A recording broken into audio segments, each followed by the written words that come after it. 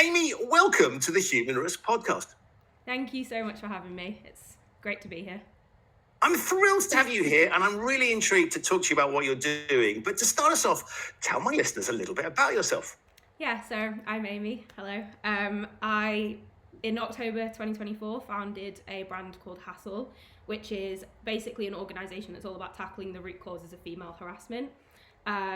And yeah, I'm just coming on to talk about that really, and I guess the journey that led me to found HASSL and where I'm planning to take it in the future. So you've given us the broad topic. Tell us, how did you come to realise this was a topic that you wanted to tackle? Yeah, well, I guess there's kind of a long story and a short story. So I think from being really young, I always sort of my two passions were like social issues and entrepreneurship. Like, I think even before I kind of knew what it was, like I always had to have a project. Like I could never sit still. I just always had to be doing something. And yeah, and then like throughout school and things, I did a lot of sort of voluntary advocacy work, things like that. And did things like school council and whatever. And then also did quite a lot around business. So like I was in like an enterprise group at school and stuff like that. So I think I always knew that I like loved those two things and like they were my passions. And basically ended up I did my degree in entrepreneurship. So there's only like 3 unis, I think, in the country that do the course. So I ended up doing that as my degree. And whilst I was doing that at uni, basically was introduced to the idea of like social impact brands, which I think now are quite a lot more common, but when I was at uni, it wasn't as much of a known thing. Like there was obviously organised like brands that did sort of social impact initiatives with charities and things like that, but brands really built on the core mission of doing something positive for the world, but also using like the knowledge and the structure and I guess the strategy and stuff behind successful businesses, rather than when we see a charity model, it's often obviously very much focused on donations and fundraising and that kind of thing. So yeah, I was introduced to it at uni and was like, this was what I was meant to do with my life. Like, fell in love. And yeah, I did whilst I was at uni, I ran a few of my own businesses. One was a social impact around homelessness, and was kind of my plan leaving uni. Like my last year of uni, I was like, this is what I'm going to do. And then COVID hit whilst I was in my final year and basically screwed up all my plans. So yeah, I was at uni in Newcastle, and my sort of planned business was a social impact around helping girls that were in poverty, finding safe spaces to like work, and if they were from like sort of broken homes or anything like that, like difficult home lives, just a space where they could come, meet people, gain skills, all that kind of stuff. So that was what it was based around. Obviously a very face-to-face business, not smart to start in the middle of a pandemic. So ended up shielding at home with my family, and then was like, what am I doing? And long story, but randomly, very spontaneously moved to London and been here, should I say, for like 4.5 years now.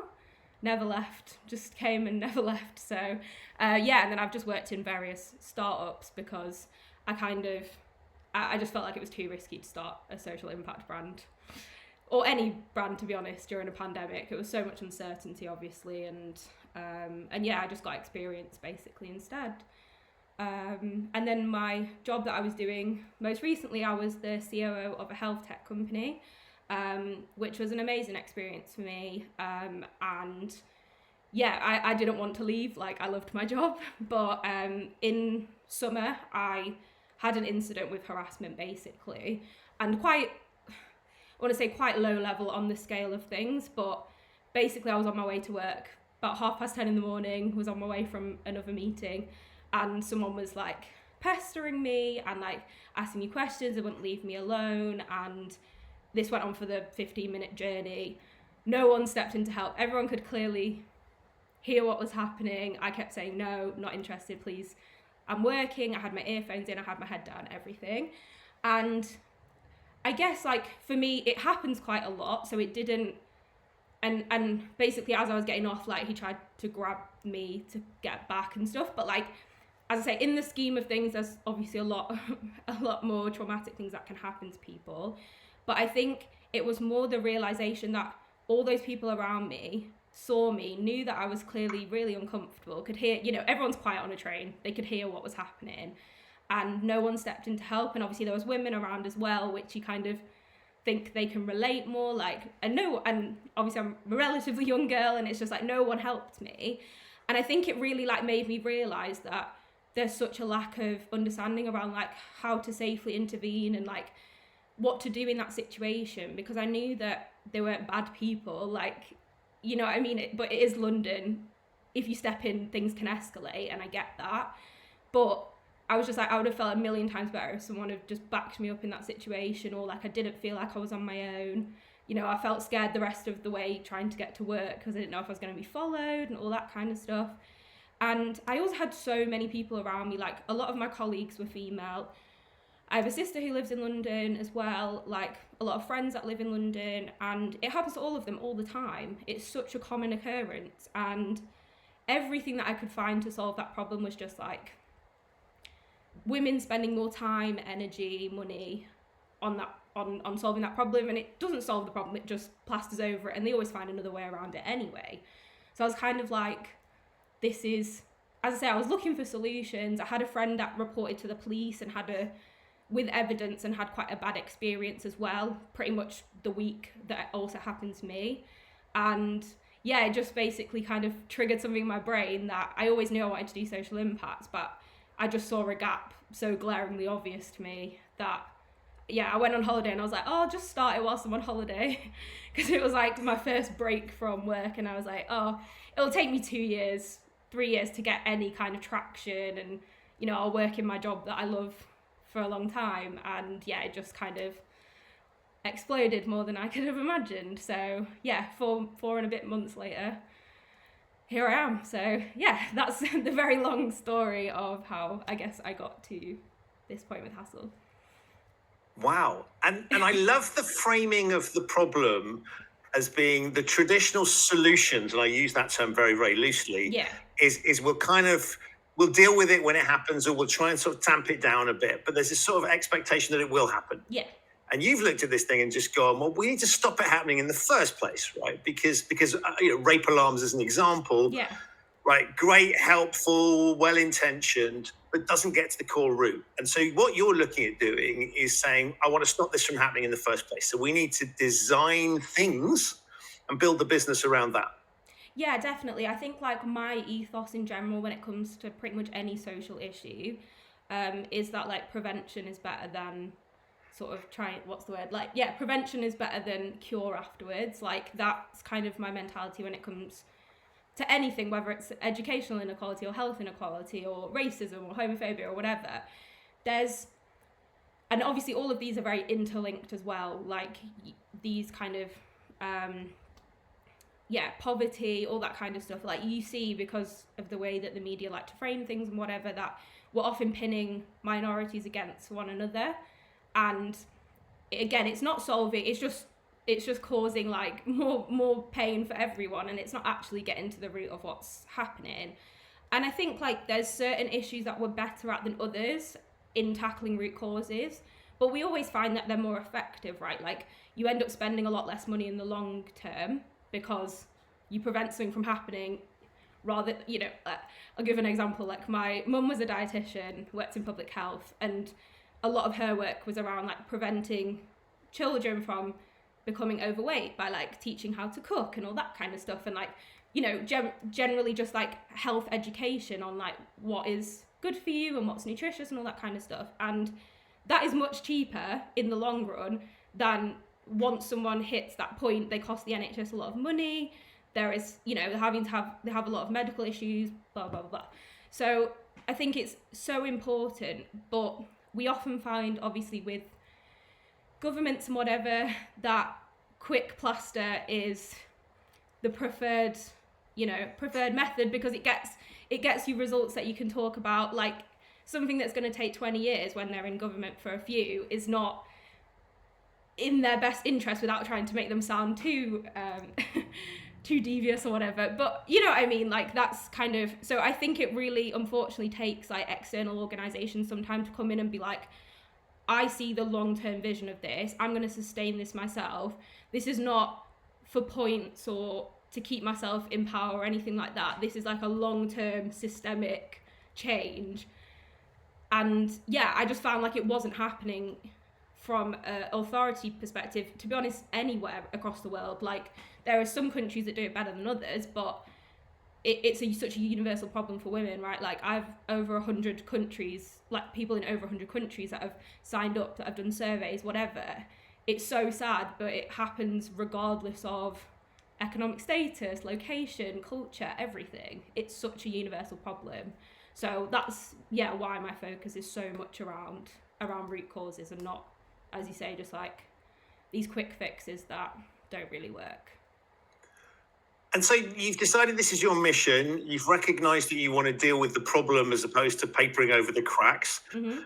What's the strategy and sort of thinking about how do I take this impetus and turn it into a business? Yeah, so for me, like firstly, it's structured as a social enterprise. So the plan is always that profits are reinvested into social impact initiatives, right? So any initiatives that further the progress of women's safety. But it does allow us a lot more flexibility in terms of like generating our own revenue streams and kind of being a bit more like, one of the things that I really wanted to be was quite like unapologetic in our branding and like really talk about things that other people aren't talking about. So for that to happen, you kind of have to be a bit more of your own entity and not have higher powers that you're kind of trying to lean to their agendas as well.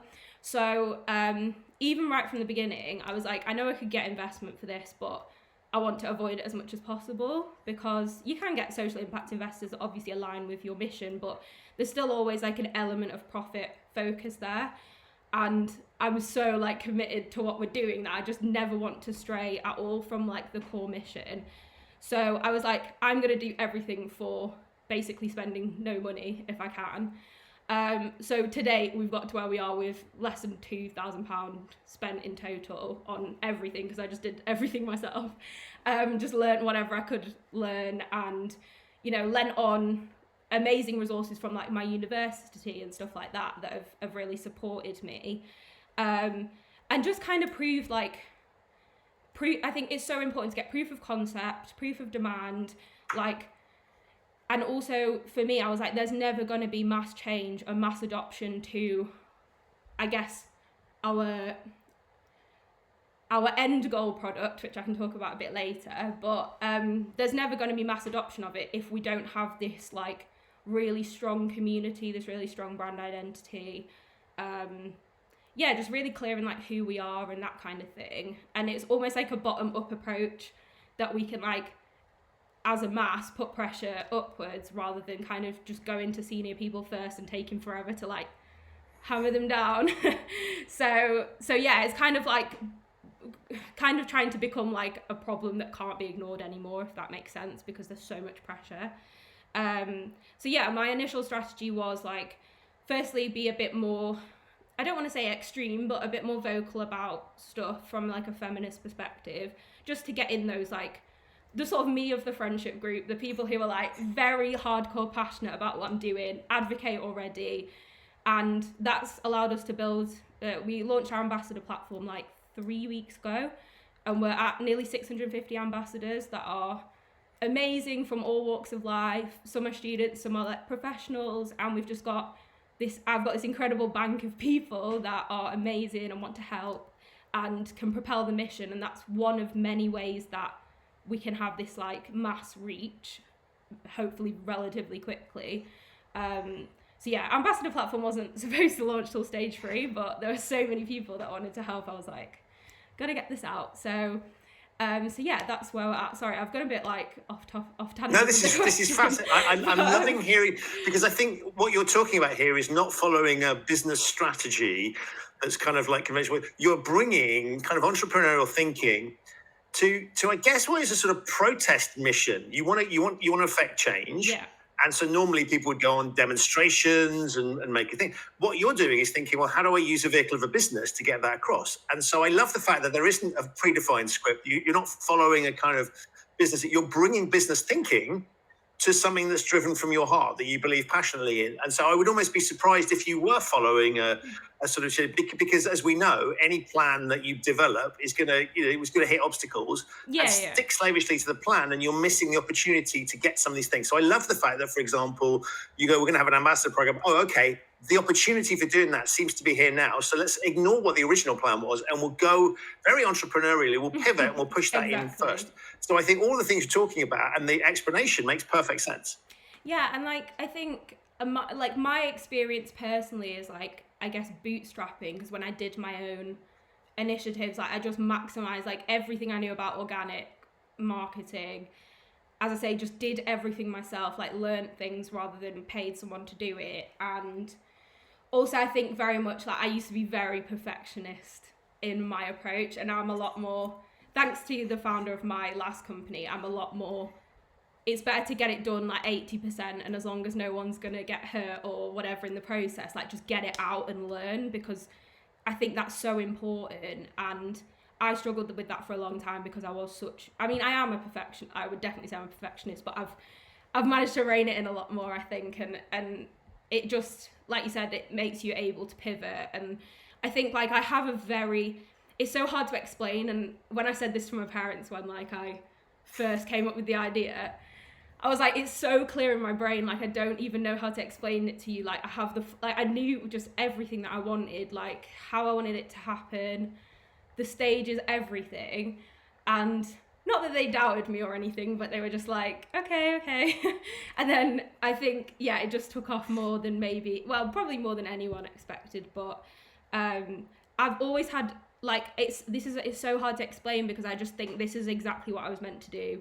This is what every single thing that I've done in my life led up to, and I didn't know for a long time what I was going to end up doing, but it's almost just like an extension of me. I can't really describe it, so it's so like natural for me to do this. And it's just like I have products, initiatives, whatever, for the next 50 years. Like I have so many ideas, like that it's just I'm just excited to launch, grow the team, like get to where, get all those into motion, because obviously I only have so many hours in the day, and there's already a lot to do. So I'm very excited for like there's so many opportunities coming at us and stuff, and I just excited for some help so we can really like make the most of them, really.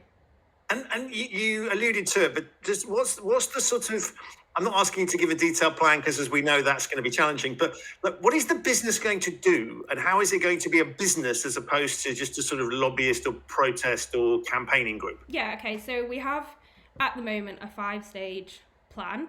So our first stage was just raising awareness, which was basically starting up all the socials, the online survey, and our WhatsApp community. So in the 4 months since I started it, we have more than 250,000 followers now across socials. We have, which is insane. I mean, it's like incredible, right? I mean, to go from zero, it's not what I expected, but it also just shows how much demand. Unfortunately, like it's very sad. Every day it's sad, but also, it's a two-sided thing, because on one side I'm happy for the growth. On the other side, I'm so sad that there's so much demand for this. But yes, we have a WhatsApp community, which is nearly 900 people now, I think. And our survey, which is almost 4,000 people have done our survey in over 100 countries, which is all about experiences, suggestions, like just ideas to shape HASSL and make sure it's every product like meets as much as possible what people want. And what people need. So that was like the stage 1. Stage 2 is what I'm launching in literally, I don't know how long it's on the 1st of March, so whenever this goes live, but on the 1st of March. So this is like our first revenue streams.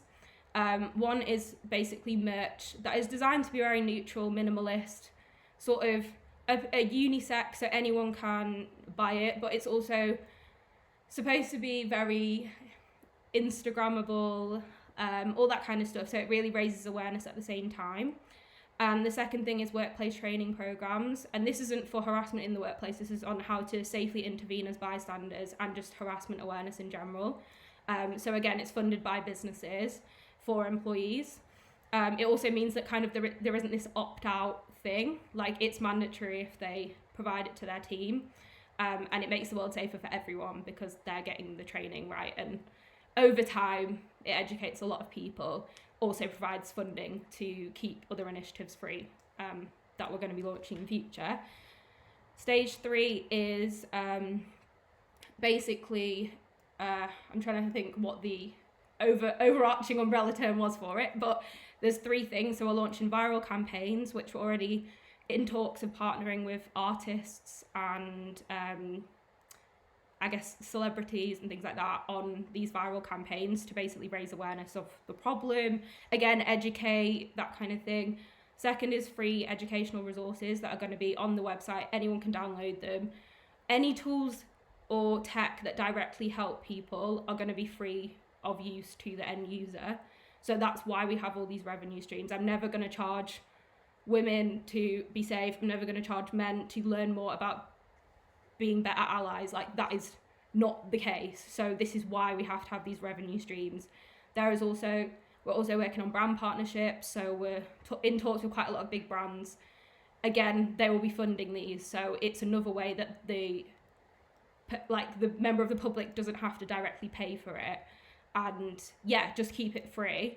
Fourth stage is free education programs in schools. So that is especially like for younger boys, around consent, around systemic sexism, things like that, and kind of making sure these behaviours aren't are tackled before they even get to the point of red pill content on the internet and all this kind of stuff. So that's a really key part of what we're doing. And again, like, this is why we're building these funding streams at the same time, because I don't want anyone to be like, we can't afford this as a school, or it's just so important. It needs to be free of charge to the end user. So again, this is why we're bringing in big companies, big brands, businesses, whatever, where they can potentially spare a bit more. And it's always just those who can afford to help that pay. And it's never a privilege to use something, right? Like, it's just equal access for people. And then the final stage is we are basically working on, which I can't tell like too much information because of IP and everything, but some reporting tech, which could completely change the way that people report incidents in terms of making it quicker, safer, easier, basically the intention is to lead to higher conviction rates, because we know that now the reporting rates are so low compared to how often this actually happens, and conviction rates are so low. And normally it's one person's word against another. This is, without going into too much detail, a way of building a case of multiple people against the same person, but removing the, I guess, difficulty of having to go and report it maybe as soon as it happens, having to file something that feels really real and formal, and you have to go and talk to police that you might not feel understand or empathize. So we're already working with, a lot of people that work in like cybersecurity, legal tech, like all this kind of stuff, and talking to police forces to basically create something that, as I say, like, yes, it's a big ask and a big hope, but that's why it's so important to build this mass audience that we can potentially have mass adoption once we launch the tech. So that was kind of like, that's the not end goal, because we'll continue to launch a lot more stuff, and obviously we've got other funding streams in the pipeline and everything. But yeah, it's so important to me to keep stuff free of charge. Like, that's the really big key part of it. So yeah. There you go. So this is a really big mission, right? Mm-hmm. And I'm struck by not an irony, but it's a sort of, success would be no need for the business to exist anymore. Exactly, yeah. Yeah, I mean, which is interesting, right? Because most businesses want to be. You'd be delighted if this thing succeeded. Yeah, and of course we know the scale of the ambition is so big that that's not. You're not going to immediately. Yeah, it's not going to happen in my lifetime, unfortunately. But and also, you know, there's so many other avenues that I would love to expand into. Like, we're very focused on public harassment and public, like, incidents of assault, harassment, catcalling, whatever, in public spaces. But there is obviously a whole, like, I mean, in the UK alone, like, they've declared a national emergency on violence against women, right? And there is, you know, domestic violence is growing. It's awful. Like, there is so much that needs to be done on that side of things. Online harassment is becoming, you know, because of the nature of the world we now live in, becoming an ever-growing huge problem. Like, there's so many other spaces that we can go into with this thing that we're doing right now. It's like, you know, and then just generally, like, gender inequality in so many spaces that, unfortunately, there is never going to be, not for a very long time, an end to the work that we need to do and we can do. So it's just about, like, continuously diversifying, addressing new problems. And I'm sure by the time, you know, there'll be very much new problems, like with AI and stuff, that we're already seeing a lot of problems with that, in terms of, like, yeah, creating fake images of nude women and things like this. So, you know, there's going to be new problems as well with the way that the world is changing. So yeah, I don't foresee an end, unfortunately, to HASSL, but that would be the dream. Yeah, if I could wrap it up, and I'd love to go tackle something else, because yeah, homelessness is a big thing for me as well. So I'd love to do something around that at some point, but one at a time. And talk to me a little bit about the social. I mean, you talked about the tone of voice, Yeah. and the approach here, and this is to be uncompromising. Yeah. And, you know, when I came across your social media, how I discovered you is you're quite uncompromising in the statements that you make, and it's intentionally punchy. Yeah. So that's an interesting position to take, because on the one hand, you will get people, you know, that clearly will attract people. Yeah. The risk, I guess, is that other people will be turned off by that. How are you thinking about that and the balance of those things? Yeah, absolutely. So again, it's something that I thought through so much in the strategy, right? It's so fundamental. And my idea was always, as I say, like, I don't want to say more extreme, but more obvious in the marketing to begin with, because you have to first engage those people that are going to be your ambassadors, that are going to be the ones that tell their parents, tell their friends, their family, that really, like, push the mission forward. Like, they are the first people, and they are the people that I feel like now we have a really good community of. If you go in too soft, you're not going to engage those people, and you're also not going to engage the people that aren't ready to hear it yet. So you're a bit like flailing around in the middle. So it was always my intention to do that. We're already starting to move to more content, which is about how to be allies. One of our amazing ambassadors did one the other day, which was her, which got, I think it's on like 500,000 views or something already. And it was basically her going for a run and saying, and it was her boyfriend filmed it from his point of view of saying, I have to go for a run with her because she doesn't feel safe and she will get harassed, and that's male privilege. So we're starting to lean into now, maybe softer content is maybe the word, but more like how you can help, how you can be an ally, more just relatable day-to-day scenarios that, again, like, I did a LinkedIn post about this the other day, but we can't ignore the fact that the majority of violence against women is, conducted, is done by men, right? Like, that men are the perpetrators, unfortunately. And yes, these things happen to men as well, but still, the majority of victims, even if they are men, the perpetrators are still men. So it's still a problem within, and I'm not saying men as individuals, I'm saying men as a group, as a collective, right? And this is the thing, like, everything in HASSL is, so our social media obviously is gonna right now engage those who are really strong or who are related to people who are very involved and ingrained in what we're doing. And as I say, slowly we're starting to branch out, not to necessarily make the content any less impactful, but even all our marketing campaigns that we're going to be launching, they're very much designed around real life day-to-day and around mental load, not kind of a man going and attacking a woman in the street, because unfortunately people will switch off because they'll be like, I don't attack women in the street, so this is not for me, right? And that's I understand that.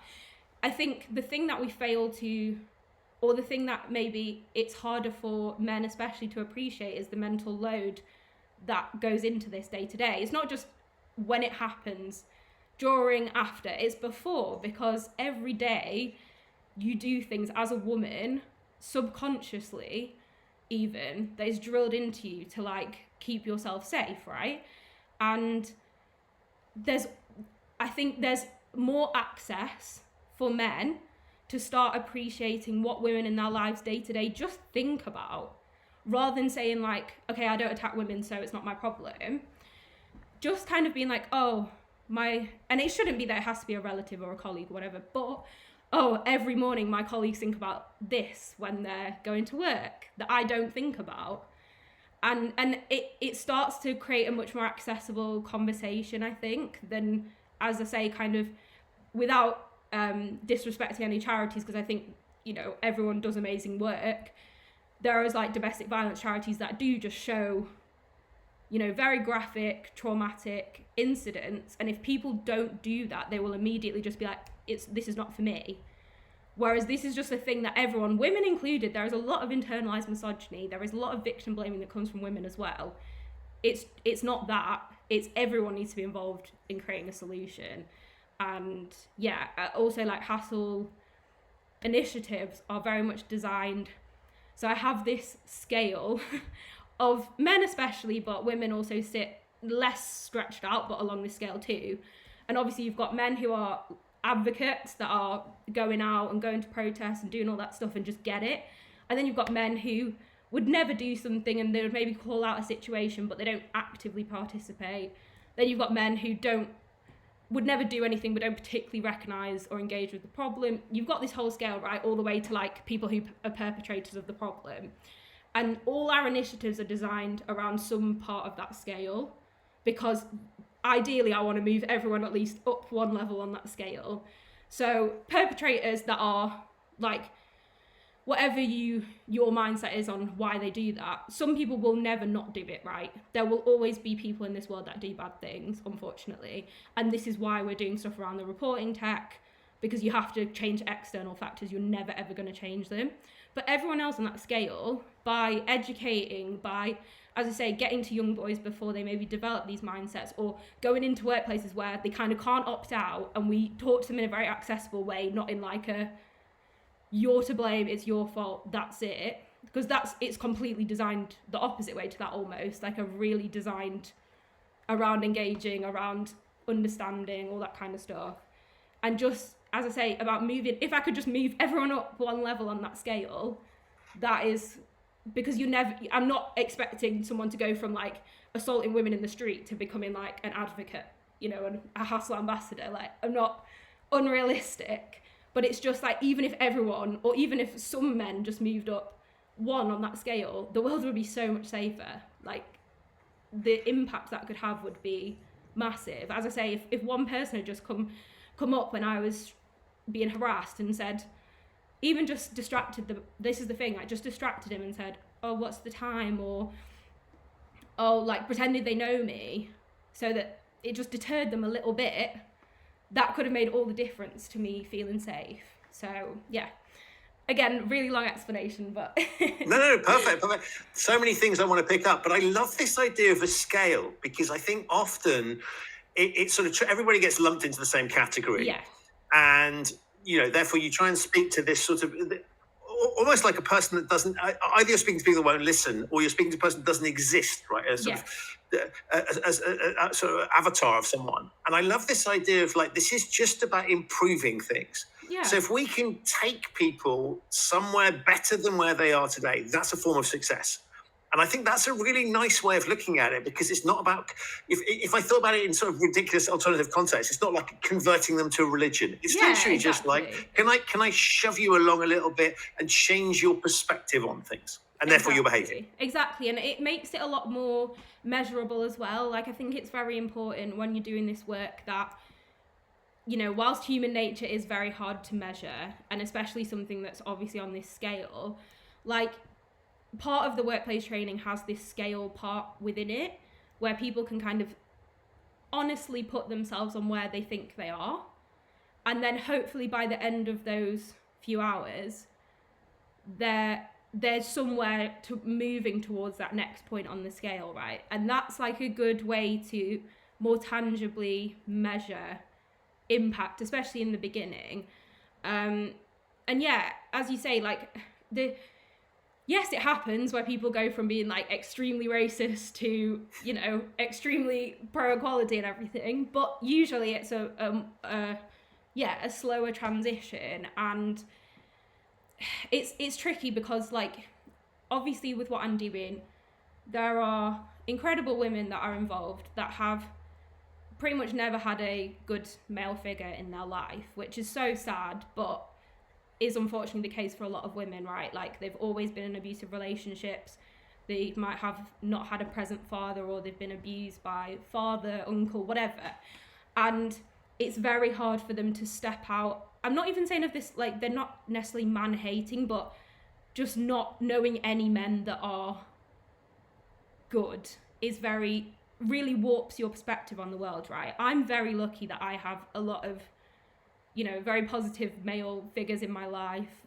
My dad, my friends, like, you know, my friends' partners and things like that. So I definitely have like a less, I don't want to say cynical view, but I have a probably a more like even view of, you know, the scale of what we're working with, right? But I also know that with the best will in the world, you're never going to know what it feels like to be a woman, because you've never been in that situation. And it is all about like it, you know, it is difficult, as I say, because there's some women who just want you to go out and be like, not even bother with men, because they're so, you know, they're so traumatized by it that they're like, you're never going to change them, just leave it. And then, but for me, like, the mission of HASSL and the mission of why, like, and the idea of why it should be different is because, like, you see these charities and organizations that are trying to tackle these things, but again, mainly focused on like solutions to like counseling, support afterwards and things like that. And they, again, like, very much just appeal to women. And I tried to do everything that I could to make, like, generally the tone of voice is like quite chatty and like not funny, but kind of humorous, a little bit sarcastic. The colouring is very neutral, trying to make it very accessible for like men and women. You know, we're not sticking like pink girl power stuff everywhere, like, you know, all that kind of stuff. Like, it's very much designed that whether you like it or not, as a man, there is something that you will either be forced to be involved with at some point, hopefully, or you will come around to the idea and be involved. And yeah, I think there's so many kind of nuances to why everything is designed the way it is, and like why it hopefully, you know, a lot of people doubt it. Obviously, they're like, you're never going to do anything, you're never going to make a difference, whatever. And I appreciate the cynicism. Like, it's a shit world out there, right? Like, there's a lot of bad stuff going on. And also, you see a lot of people that do this work and it's not really to actually make a change. It's just like more of like a status thing or whatever. And like, I feel it so deeply inside me that like, this is what I want to do. It's all I talk about. You know, if you meet anyone that knows me, is I don't shut up about it. So I hope that people can vouch for the fact that, like, you know, that this is all I want to do. And it's hard to say because it sounds really dramatic, but I'm trying to do something in a way that's like never really been done before. So it probably sounds kind of like really delusional to people and like crazy, but I'm hoping that I'm starting to prove the value in like the planning and the strategy, and like everything is thought through in that way, and like everything comes back to those like core goals of like, men have to be involved if we want to get to any kind of real solution. It has to be rooted in diversity and equality, like, which is just stuff that is very much my personal values anyway. So it's not difficult, but, you know, again, like, it's very easy for like trans women to be excluded from these conversations and this kind of stuff. And like, no, everything, like every single time I do something, I come back like, does it meet this? Does it do that? You know, it's so important. So yeah, whilst it might seem kind of insane. I have such, it's really hard to explain, but I know what I'm doing. Like, I have it so thought through. So, And I kind of think it's interesting when people criticize that, because number one, there are lots of examples where people have taken on big challenges and succeeded against all. And of course, there are tons of people that have taken on big challenges and failed completely. Yeah. But I would argue if nobody ever attempts to do those things, we're never going to solve those problems. And it's kind of like, well, so what if you fail? Exactly. Right? I would look at it and say, good luck with it, go for it, right? It might not work out, but the only way you're going to find out is by doing it. And are you causing any harm on the way to trying to solve the problem? I can't, unless you increased the level of violence against women, you go out there and you piss off so many men that you turn them into the very thing you're trying to prevent. I can't see how it can do any harm. So I'm sort of like, for me, the criticism of why you're trying to tackle this big topic seems a bit daft, because you're not asking for money from anyone, whether you might mislead them about the thing. Exactly. You're going for it in a way that feels authentic to you. You seem to me to be doing it for exactly the right reasons. And you're just, I think we do need a little bit of imagination, a little bit of dreaming, and a little bit of sort of vision and persistence to get things done. If we look at progress in society, that's happened from people who have tackled things they were probably told not to do. So, to my perspective, anyone that turns around and says, "Why are you trying to do this?" That's delusional, is missing the point. Because actually, well, what's the downside? It's your, if anything, it's your time that you're wasting, if you want to look at it that way.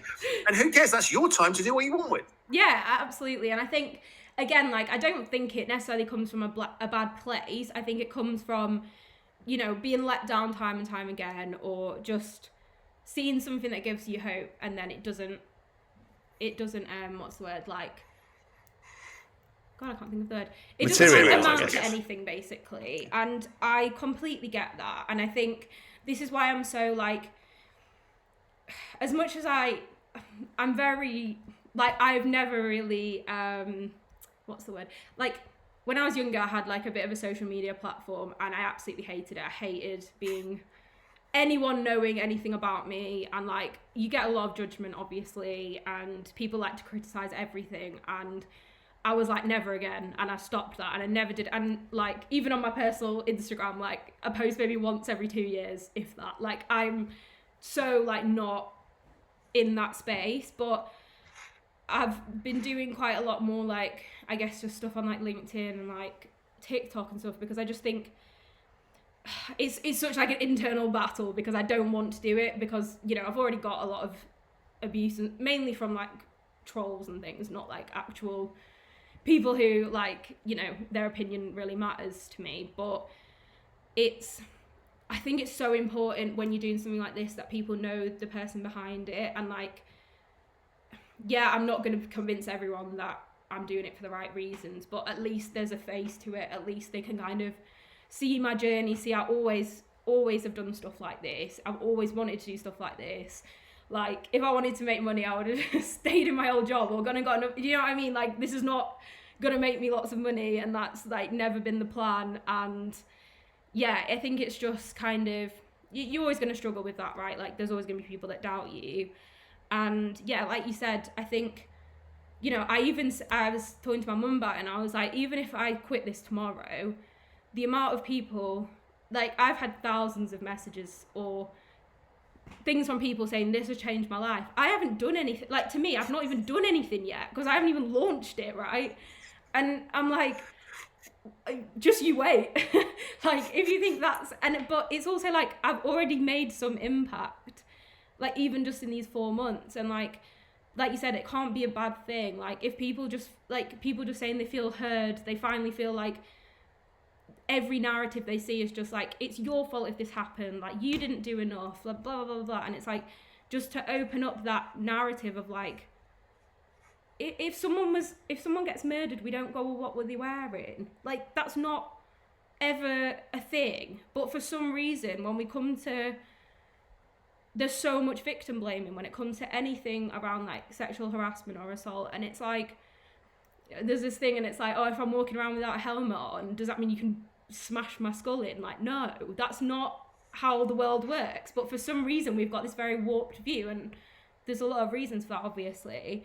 But it's time to, like, change this. And, you know, this is part of the reason why people don't report and people don't come forward. And, you know, I posted something the other day that was like, imagine what we don't hear, because we only hear the stuff that people can bear to talk about, right? Which is usually the lesser traumatic stuff. Like, imagine all the stuff that we don't hear. And imagine the stuff that, you know, from especially previous generations that have never come out, because there's never been a space to even remotely feel like it's okay to talk about it. So yeah, as I say, like, for me, I was never like, oh, like, even the survey, like, people say, like, this has been so good, like, I feel like you're listening to me, like, you asking the right questions. And it's like, to me, that was such a small, tiny thing.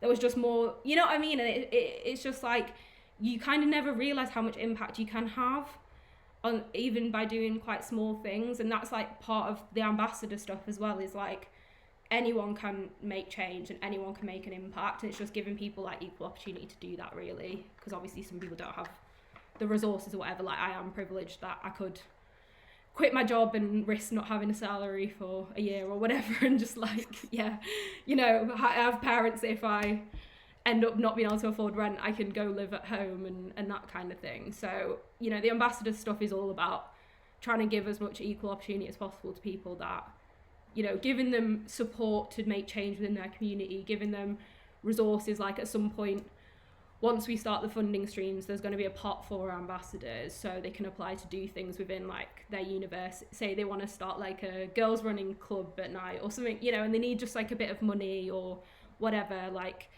I want to enable other people to do that, because that's how you get mass change, like, not from a few people. Yeah. Sorry, I talk so much. No, it's all really good stuff. I just love hearing it. Let's tackle a topic that comes up quite frequently when you deal with this, which is what I'll simply summarize as the not all men response, which is this simple idea. And I will fully admit that I was not a full subscriber to that, but it was sort of the place I put it, which is simply to say that I recognize there is a problem. There are some awful people out there, and we should absolutely do something about that. But you're coming and you're talking to men as if all of us are part of the problem. Mm-hmm. Now, I've come on the journey to solve that problem, but I want to let's hear it from you as to why that, you know, why is that not a smart way to look at the world? I think there's so many different aspects to this, and like you said, it's a statement that comes up all the time. And I think, I'll go through a few different, I guess, parts to it. But I think the first thing is, like, you know, when we're referring to men, when we say, oh, men harm women, right? We're not saying every man. That, otherwise we'd say every man. It's men in general, because 97% plus of the violence against women is done by men, right? That is a statistical, like, probability that it's by a man. I think the thing is, like, it's also kind of like, why is your bigger thing worrying about being targeted rather than the fact that there's so much violence against women? And I think you kind of have to, like, say like me, for example, like, if someone goes, oh, white people are really racist, I'm like, yeah, they are. Like, does that offend me in one bit? No, I'm white, but I know that I am not racist, and I know that, I mean, I could always do more, absolutely, to be more educated on it, but I know that I never actively, you know, I'm actively the other way inclined. And so I would never, ever take it personally. Or if someone said something about English people, British people, that was like, British people are racist, whatever. Yeah, I agree. Because it's about systemically, it's about, as a collective, we have this problem. It's not saying that individuals within that group aren't, you know, and many individuals aren't different to that, but as a collective, it's a systemic problem with men causing violence against women, right? So that's the first thing. I think the second thing is, like, we talk about not all men, and yes, it's not all men, but all men can help as much as all women can help. And most men, unfortunately, fall on a spectrum, or on a scale, should I say, where they aren't doing as much as they could. And without realizing it a lot of the time, like, as I say, even the men in my life that are very, you know, very open, very educated on this stuff, whatever, there is still more they could do. They, firstly, are never going to understand it firsthand, because they're never going to be in that that situation as a woman, right? Secondly, like, you know, I have conversations all the time, and it's things that, like, I didn't realize for so long because that's the world we live in. But you start to think, like, why do we do this? Why do we do this to women? And like, one of the posts that actually kind of propelled HASSL quite early on was one I did about like terms that we use to describe people. And we often like describe women as if you're a single parent, like single mum has a very negative connotation, single dad doesn't. Single dad often has a much more like heroic connotation to it. And there's a lot of examples of this where it's actually, the majority of the time, the man within that situation has left, or, you know, like, it's not, she's the one who stayed. The single mum is the one who stayed in that situation, but all the aggression is put towards her and the negative connotation is put towards her. And there's like a lot of terms like that, right? Like, there's a quite a common term like daddy issues, which is a negative term used to describe especially girls that don't have a good father figure in their life. And it's kind of like, but we're talking about men here. Like, that's not her fault. Like, we're literally, but that word is used to describe women. And there's so many things like that are so ingrained into us that I never thought about until I like really started, you know, reading and like understanding and everything. And I think also working in health, like, there's such a major inequality when it comes to health, right, in terms of men and women. And it's like, I think it was last year where it came out that they'd never actually tested feminine hygiene products with actual blood, which is right, insane, right? Like, most women use them at some point in their lives for an extended period. We spend a lot of money on it, and, you know, people have been saying for so long that they're not up to scratch, and then we find out that they've never actually even been tested on the thing that they're supposed to be used for.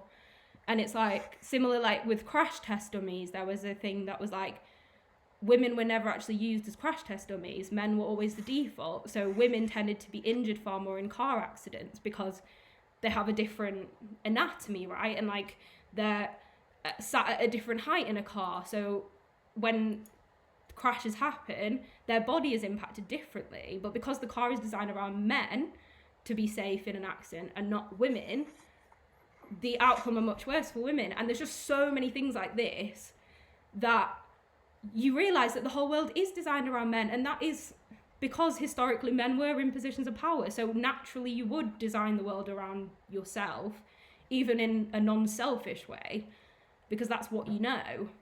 And yeah, it's just the more and more you look into these things, the more you realize. And it's the same, as I say, same with like racism or whatever. It's like, people, you know, people who experience racism can say it till they're blue in the face, but if people who are not oppressed by their race don't step in and help, we're never going to solve the problem, because again, those people tend to be in more positions of power.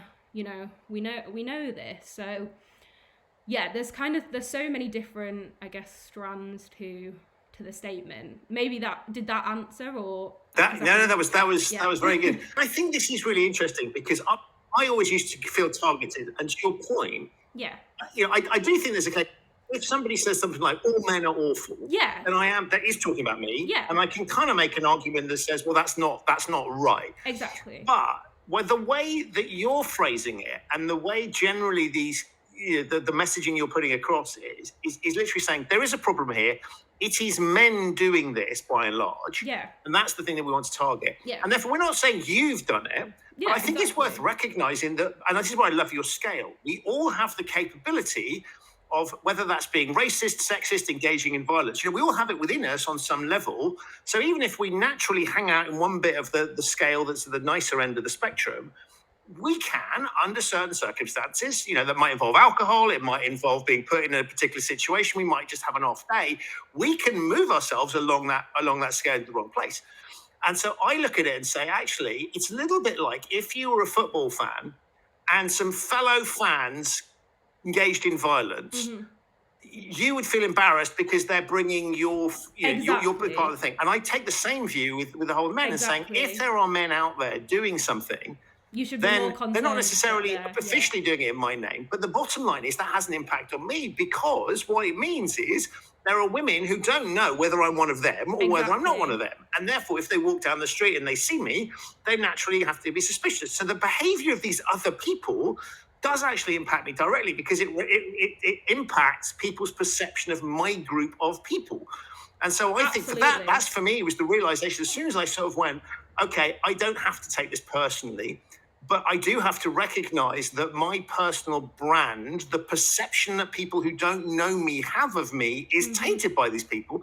That should give me cause for concern. I don't have to own their behavior, but I do have to actually recognize that it's having an impact on me. And Exactly. I shouldn't just be sitting there going, that's okay for people to be kind of doing that, not necessarily in my name, but in terms of my subset of the species. And then the second thing I realized, which is a great little quote where, there's that protest quote where people sort of say, if you're not part of the solution, you're part of the problem. Yeah. Which I understand logically, but is unhelpful, I think, in the sense of it's sort of us and them. Yeah. But if you're not, the opposite is, if you're not part of the problem, you can't be part of the solution.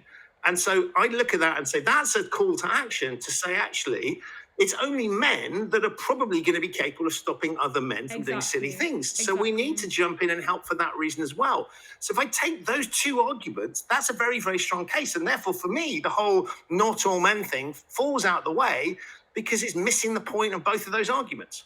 Yeah, I think there is definitely, like with everything, there's always going to be some people that, as I say, especially if they've had really negative experiences and never had a positive experience, like they're going to say, all men do X, Y, and Z. Just like there'll be men that say all women do X, Y, and Z, right? Like that's always going to happen.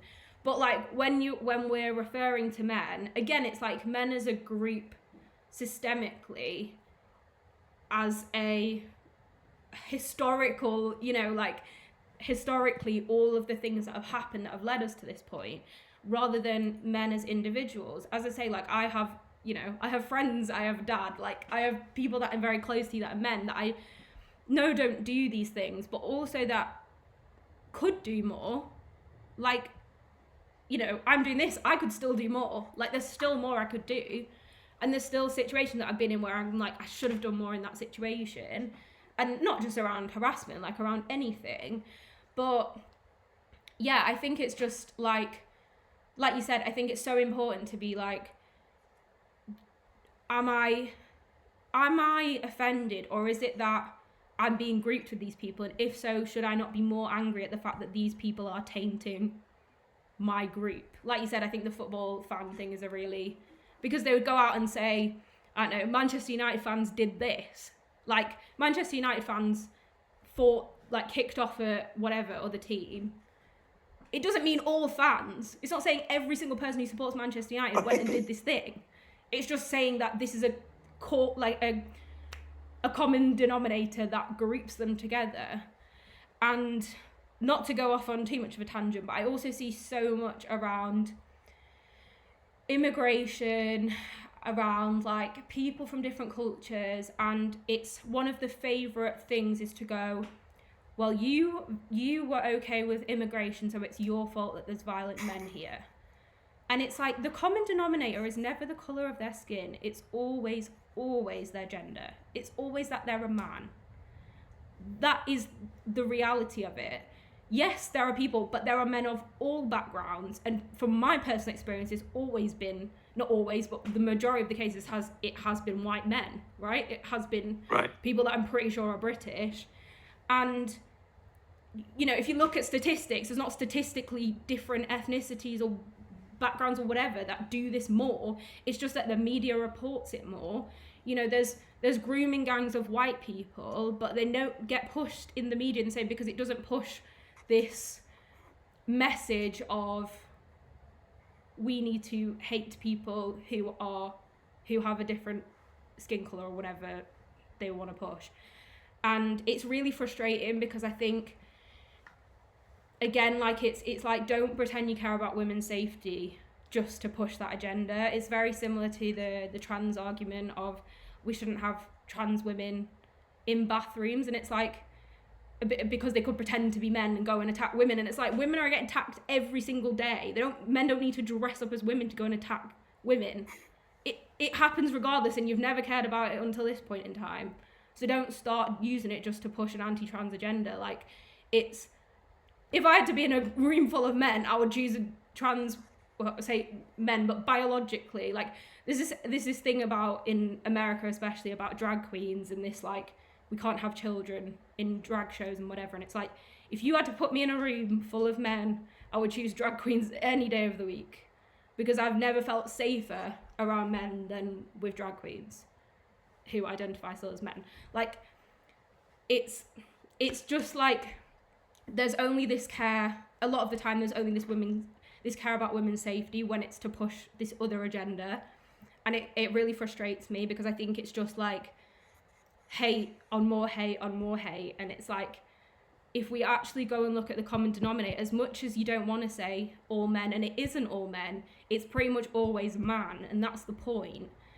And I think it is frustrating, because I think it's used quite a lot. Women's safety is used quite a lot as like almost like a tool to push other things, and it's always missing the point of like what is actually happening, if that makes sense.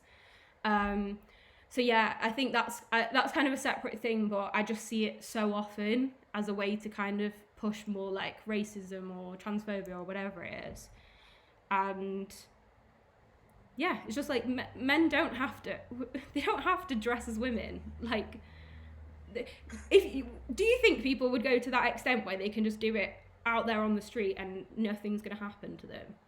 Like, it's just very flawed logic, in my opinion. But I think, what's very clear is that you've thought about this, and I really like the fact that when you talk about the messaging, you started off by saying, look, I've got to get the people that already get it. Yeah.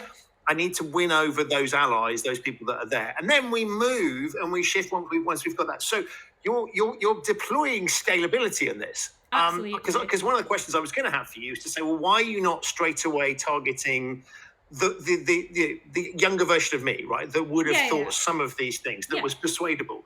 But I think your argument's very good, which is, we'll get some people on board. Sure, I'm going to have some, I'll use a slightly provocative term, fundamentalists, who are going to want to argue an extreme position. But you're going to get some people in there that are already committed. That gives you your scale. And then you can start to think about, well, how do we shift the messaging slightly? But there is a brand consistency throughout it. Exactly. But you're going to be targeting a slightly different bit as you go forward. I think that there's a really nice sort of business logic to that.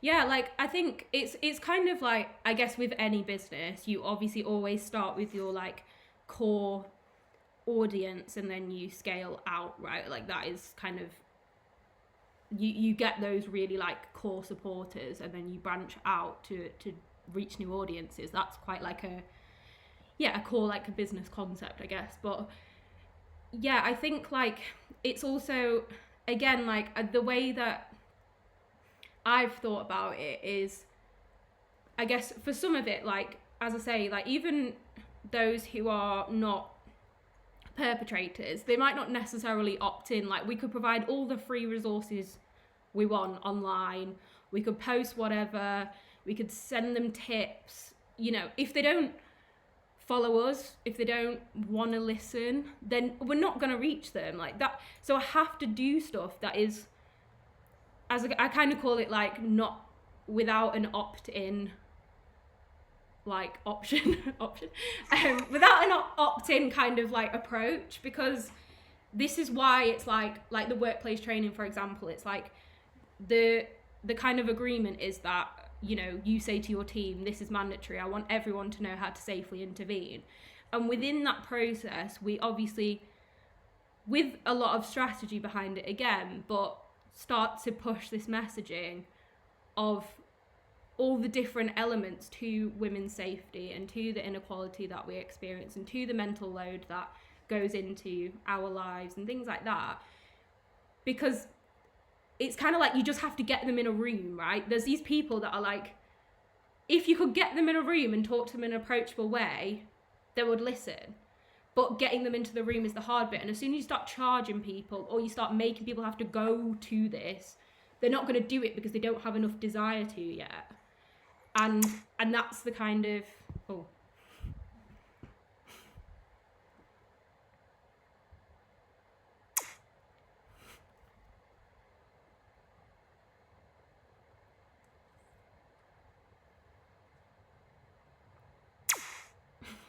Keep throwing. You're back. So that was you want to. No, I was just saying, like, I think you just have to. These things never really work if it's like, oh, choose, like, you have to pay to do it or you have to go out of your way to do it. Like, if there's people that are on the edge and they're on that point in the scale where, like, if they're told they will be open to listening, you kind of got to have no barriers to them accessing that stuff, right? And that's where, like, the workplace training comes in, for example. Like, if I can, well, I already have people signed up, but, like, if I can speak to, like, founders or HR people or whatever and get them like, yes, we're going to make it mandatory because it's so important, then you kind of put it in front of people and it's like, oh, it's a few hours off work, just listen. You don't have to go anywhere, you don't have to pay anything, you know what I mean? And this is how you start. And like, even stuff that we're designing that's coming out in future, and like a lot of our marketing and stuff is like, you know, around like, unfortunately you shouldn't have to link back to someone you know, but it does often. Like, you know, I've had a lot of dads, for example, reach out to me. Even when I posted my LinkedIn post, I posted this, how it all started was I posted a LinkedIn post about my experience because I was just like, and I never used to post on LinkedIn, but I had so many men like in the place that I worked, like coming up to me and being like, I saw your post, like, I have daughters, or even just like, I didn't realize this was still a thing, or it was so bad, or whatever. Because so many women obviously ended up commenting, being like, it's so tiring, this happens all the time, etc. And again, it's all designed to just bring as many people as possible into this conversation and be as accessible as possible. Like, whilst I'm pushing relatively strong messaging, like, everything's been thought through in a way that like means that it is trying to bring everyone in and being like, you know, for the sake of every woman in your life, for the sake of your daughters, for the sake of your colleagues that you value, like, just listen for like a few hours to what we have to say. And as I say, it's very much trying to design it in a different way and not come at it as like, you shouldn't do this, you shouldn't do that, because if they don't do it anyway, we're not getting anywhere.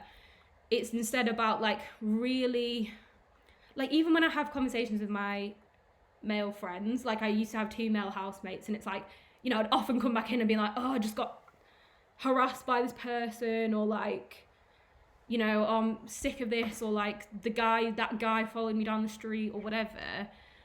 And I think, like, for example, like them, like, they're both very like lovely people, but I think just living with girls and hearing girls like that they know, and that they know who they are, and like they're not just a statistic, they're a real person, that's how you get people, and that's kind of how all our training is designed. So as I say, it's like hopefully taking quite a different approach to maybe more traditional approaches when it comes to this stuff. And it's a lot, I guess, about like human behavior and psychology, and not feeling attacked but feeling welcomed into the conversation and that kind of thing. And I think that's a really interesting angle and way of approaching it, because often historically, and I've been sent on various training courses, you know, for example, working with respect, or, you know, sort of anti-sexual harassment training. They literally call it that. Yeah. And you kind of go, I feel like I'm being dragged along to be re-educated. Yeah, and I walk into a room and I know that it's effectively, you people over here need to change your behavior because you're bad people. Yeah. It's not necessarily the way they articulate it, and I think there's something interesting about approaching it in a much more inclusive way. And so the bits that I really liked in what you said there was that positive framing at the end of to sort of go, look, this is how you can help. Yeah. So we want your assistance in there. So this is where the not all men thing comes through. Not, you wouldn't talk in those terms, but you basically would be in the approach is you're not labeling everybody and saying, okay, all of you are sex pests who need to be dealt with, but it's actually, let's have a proper conversation about this. And I think that's much more, you know, ironically, you can exclude people, which is exactly the opposite of what you're trying to do in terms of the sort of society you want, if you marginalize the people in the room that are part of the subset of the group that you know causing the problem. So I really like that positive approach. And I think if we can start to recognize things, anytime we're lectured about who we should be, you need to do differently, or that it's not a warm, welcoming thing. What you're talking about here is to say, here's a problem, like here's how we can all help to solve it. Yeah, and exactly. And I think it's, as I say as well, like it's very easy to see the statistics and switch off, like with anything. Statistics, immigration, it's the same. Like it's very easy for people to just like not put people as humans, right, behind statistics. And that's part of what we're bringing into the training as well. It's kind of like with the obviously permission of the people in the room, creating like a confidential space, but really just talking about real situations that people they work with every single day have gone through, because it starts to make it a lot more of like a reality. And I think, like say if I go in, or when I used to work at my other job and I go in and be like, this happened, and like, not that they wouldn't believe me, like they would, but it's also like Amy talks about this stuff all the time. But I think if some of my other female colleagues who just, they're not as like loud as me, or not as maybe open about talking about this stuff, like I know every one of my colleagues, because we talked about it as women, have experienced it multiple times. And I think that starts to really hit. And when you hear like the actual story, like this is what I was doing, I did all these things anyway to try and keep myself safe. Like, as I say, like my last experience, because I've had more since then, but the experience that I've talked about here, it was 10:30 in the morning. It was broad daylight. Like, I was on a public train. I wasn't down a dark street. Like, all the things that people like to say is like the reason that you've caused it or allowed it to happen, which obviously is a load not true, but it starts to be like, and I think that's partly why that one hit, because I think it was like, oh, she was literally on her way to work in the middle of the day on public transport, and it happened still, and she said no, and she said go away, and no one helped her. And I think it's almost like dialing it down to have more of an impact. If you start talking about, oh, I got dragged off in the street, and I won't go into detail, but like it's hard for people to hear, firstly, as obviously it's far harder to go through it, but it's hard for people to hear. And again, they disconnect quite quickly because they're like, I would never do that in a million years. But when you can sit in a room with people that you see every day, like I don't even think that it's no concern of mine that I will go into a room of 50 people in a workplace and all the women there will be like, nah, never happened to me. That's how certain I am, because I'm yet to come across a woman ever that has not had an experience, if not multiple. I got my nails done the other day, and the woman was asking me what I did for work, and I started telling her, and she was like, oh my God, that's so good. Like, it was just me and her in the shop, and she was like, I think about this every day when I'm coming home from work at night. Like, she was from Portugal, and she's like, I only lived in London for a bit, and like, and it's just like, I'm yet to come across someone who can't relate, like, and it's so sad. But I think that's how you have to approach it. And like you said, like, you can't go in like insulting. And there's this like very famous, I want to say sketch, but I guess it's not really a sketch, from Daniel Sloss, I think he's called, how do you pronounce it? And he talks about, he's like, not all men are bad, but when 1 in 10 men are bad, we have to be part of the solution. Like, it's not, we like to talk about it as if it's like 0.00001% of men. It's not. It can't be every woman and that fewer men. They can't be, they'd be exhausted. They'd be all over the world. Like, it's so many people. Like, I can have it happen to me multiple times in one journey. Like, it's not a few bad people.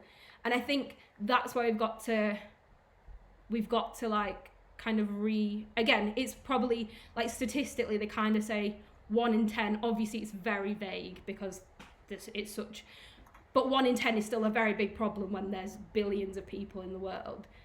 So everyone, as I say, everyone including women have to be part of the solution. And like we do as I say, in the workplace training we'll be doing this scale. It's a lot of like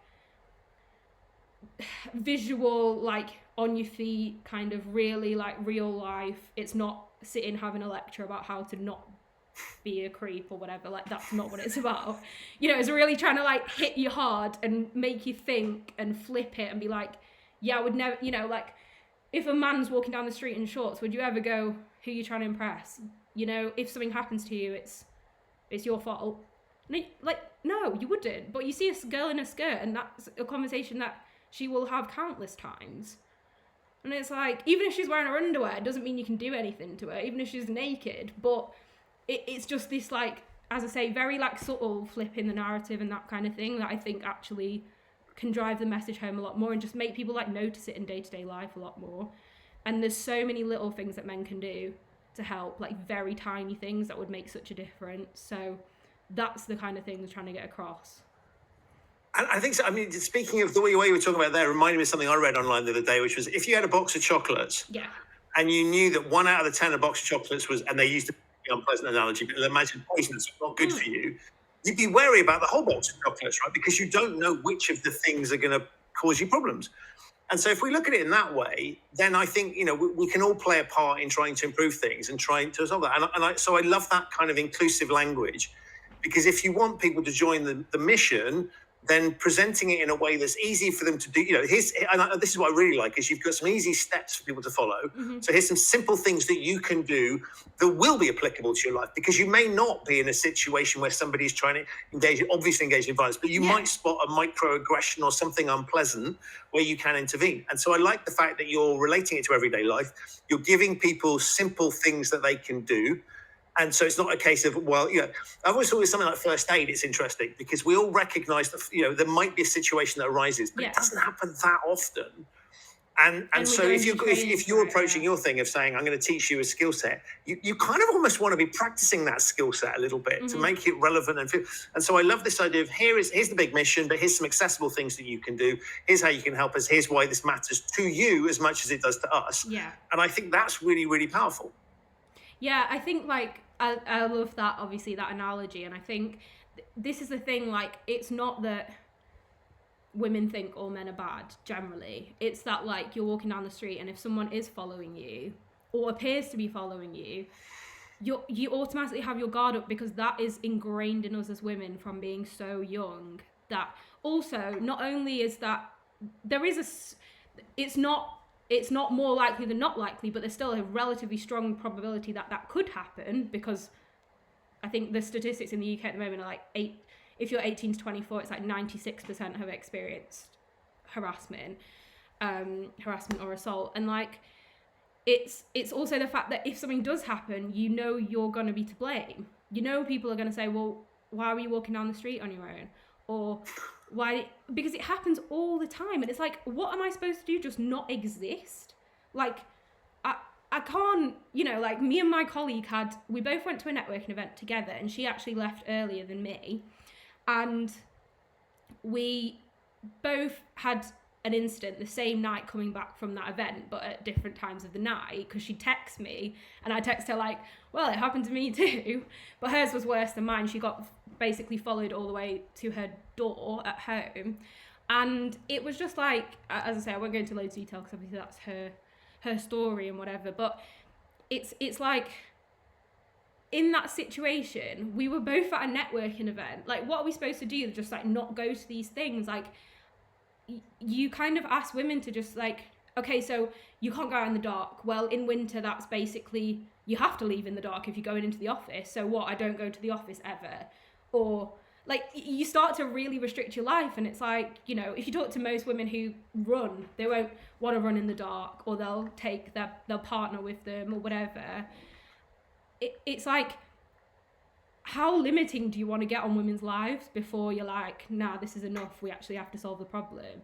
And this is the thing, like, you can do a million things. You can not wear, you know, the things that they like to say cause it, which doesn't cause it, because people are sexually assaulted wearing, you know, there's a horrible thing, but there's a thing that says, you know, the burqa said, yeah, it happened to me, and the nappy said, yeah, it happened to me too. And it's like, yeah, because it's completely irrespective of what you're wearing or whatever. It's just such a old sort of misinformation, I guess, around it. And yeah, this is the thing. It's like women have to be on guard. They don't want to be. You don't want to like doubt men, but it's like anytime a man in public has a conversation with me, I'm immediately like, what is the even if it's so friendly and so like, and it's not that I like to think people are inherently bad. Like, I have a very mantra that I like to think people are inherently good, but as a woman you have to, because if something happened, firstly you don't want something to happen, and secondly if something does happen, all the questions are around why did you do that? Why didn't you do more? Why didn't you why didn't you scream? Why didn't you? And it's like, in that moment, it's terrifying. So you can't just do those things. And yeah, I think that's, again, like this mental load thing that is often not really thought about or even talked about, because it's just so built into us. You know, me and my friends all have each other on Find My Friends. Like, my best friend texts me every time I'm not in my house, like, where are you? Are you okay? Like, every time I'm in a location that she doesn't know, because she worries. And like, you know, I live by myself, so she is, obviously I don't have someone waiting to check that I'm alive or whatever. And it's like, you know, every time my sister comes to my house, her boyfriend comes to like not pick her up but meet her, because it's just like, but these things we don't even think about because that's just our lives. Like, that's very normal for women. Like, you know, on nights out we don't leave each other and this kind of stuff. And yeah, I think it's just, there's a point where it's like, we'll just sit inside and not do anything ever. That's the only way that we can and to be honest, even then you can't avoid it, because still something can happen. And obviously most things happen within the home anyway. So it's like, what do you want us to do? Like, be out there in the home. It's interesting like, when you phrase it in those terms, because I think about, there are times when I as a man have felt vulnerable, right? Yeah, so late at night, you know, certain parts of town, whatever, times when I felt vulnerable. Yes. And I kind of just, that's stressful as hell. And if I take that and say, that is your permanent existence. Exactly. Then I'm not for 1 minute suggesting I have been anywhere near some of those things, but that sense of vulnerability, right, is not something that I can completely exclude from my own life. And so if I look at that and go, that is horrible, and you imagine that, not 24/7, but you know, pretty much anytime you step outside the door, then you've got some sense of where this is coming from. Yeah, and I think for me, that's the bit where we're starting to try and be a bit more empathetic and just go, okay, you know, undeniably, and we can see this as men in the interactions that we have with women. You know, you'll get them backing off a little bit or whatever, and that's for understandable reasons. You've just explained it perfectly. It's nothing to do with you. It's not personal. It's through a lifetime of learned experiences and like from everything that's ingrained into us. And yeah, I think that's the thing. It's really not personal, and that's what also needs to be understood. Like, you know, and I think it, like you said, like men are vulnerable too, right? Like things happen to men, and men do get attacked and assaulted and whatever. And I would never also want to take away from that. And like the hope is, because unfortunately it's still statistically men who commit these crimes, who are perpetrators of these assaults and whatever, you know, it should hopefully make the world safer for men too. Like, it's not just making it safer for women, but also, like you said, I think this is a thing that, as I say, we're going to do a lot of like flipping the narrative in like our campaigns and stuff. But one of the examples I like to use is like, okay, if you're a man walking down the street and like another man was going, oh, smile at me, like you would immediately be kind of like, but you might not feel maybe unafraid. You might just be like, but it's still annoying. It's still like, what the hell? That's so unnecessary, right? And that doesn't happen to men barely ever, but like, you kind of get my point. And then it's like, if you're, I don't know, on public transport, and even if it was a woman, right, who came up to you and touched your leg or said something inappropriate, you might not be like, okay, I'm scared for my life, but you might be like, I feel really uncomfortable now. And it's like, but imagine then if that situation happened, but it was the other way around, in the sense that women unfortunately know, even if it happened the other way around, like where a woman did that to a man, it's still not even the same, because if a man does it to a woman, we know, firstly, statistically, what that's likely to lead to, whereas you have that fear in the back of your mind. It's not just, and the second thing is that we know, unfortunately, that especially older men have more power over young girls. Like, biologically, generally, we're not going to be able to fight them off in the same way that you could if it was the other way around. So if you think about it, like, or even if that happened to me where a woman was stroking my leg or being weird or whatever, you'd still feel uncomfortable. You still might be a bit like, oh, get me out of this situation. It's still not nice anyway, but it's more like you don't have that next thought of like, what's this going to escalate to the point where like I'm not going to have any power in this situation, and a million thoughts go through your head. And I think again, like, it's things like that, you know, not taken away from the fact that it happens to men, and also not taken away from the fact that, you know, there is so much, not as much around sexual violence, but like so much violence between men, right? But again, it's the same problems, it's the same things that we have to, it's the way that the patriarchy has taught men to not show emotion, that other men and women then have to bear the brunt of it, because this causes a lot of like the domestic violence situations and all this kind of stuff. And what we're doing, focusing on root causes, is also making the world safer for men, even if it's not, maybe if it doesn't appear on the surface. And, you know, it shouldn't take it to be that's your motive, but like, it's making it safer for everyone, because unfortunately men are the perpetrators. But it's the bit I like about that, it's not a displacement exercise, right? Where you go, okay, if they're no longer attacking women, they're now going to attack men, right? Silly as that argument would be, right? It's about eliminating it. And I love this idea of we're just improving things for everyone, right? If we could, a bit like clean water, right? We just improve the general standard for everyone and make the world a safer place. Has to be a good thing. And I also like, as I think about some of the things you're talking about, you know, how to intervene. That's a useful skill in a ton of scenarios that aren't just relating to this. So this isn't a sort of like special case of something that we only solves this thing. It has broader ramifications and implications. So if you were looking for, well, why should I be involved in this? Actually, there are some skills you can learn and some societal benefits that go way beyond the topic you're talking about. Exactly. Yeah. And it is like, you know, for like you said, like there's skills that can be applicable in other situations, like just if you're in a difficult situation, or, you know, in maybe a violent situation, about diffusing it, like, or stepping in to help a mate that someone else is threatening to punch him in the face, or whatever it is. Like, there's, you know, this is about we use the term like VAWG, which is violence against women and girls. But someone the other day did a post about it, and she was kind of saying like it should be M at the beginning, because it's male violence that we're basically tackling here. Like, I'm not saying it never ever happens the other way around, but what this stems from, well, firstly, it's the probability of it happening, of it being women compared to men, it's such unique, rare cases, firstly. And secondly, again, this is tackling almost a much broader issue. And I say we start with public spaces because you have to start somewhere, but all of these root cause initiatives that we're tackling extend way beyond public harassment. You know, they hopefully, if we can get in with boys early, they're less likely to develop, I guess, personalities that lead them to become abusers and things like that in maybe a domestic situation, or just violent to other men. Like, there's so many, like you said, so many applications beyond women being safe in the street. It's hard because you kind of want to say like the brand is all about tackling male violence in a world where men are taught to not show emotion.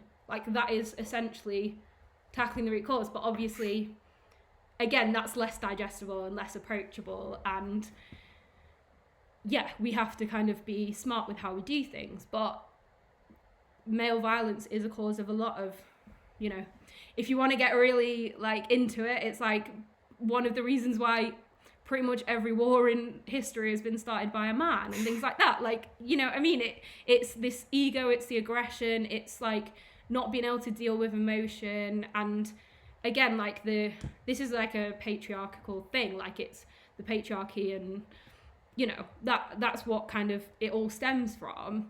And there's a lot of damage when it comes to men as well. So it's like, it's beneficial for everyone to do this. Like, male suicide rates are so high, and a lot of it is because we don't allow, or the world isn't built for men to talk about the way they feel.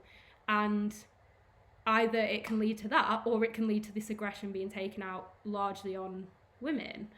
And this is why things like this are so important than just giving women some like whistle or whatever. Like it's such a it doesn't. It's inadequate as a response, it's so right? inadequate, exactly. So yeah. Amazing. Is there anything else before I let you tell people so. how they can help you? Is there anything else we should have talked about?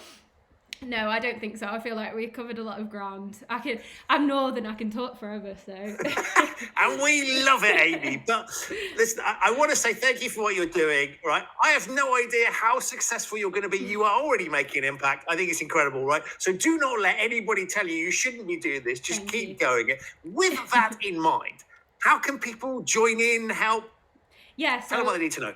So there's like literally tons of ways you can get involved. If you go to the HASSL website, which is www.hassl.uk, we are global. Do you want to spell that out for people? Yeah, HASSL. So HASSL, but without the E on the end. And it stands for Harassment Awareness and Safe Space Leaders. That's what the term stands for, but it also refers to the hassle of experiencing harassment, of reporting it, etc.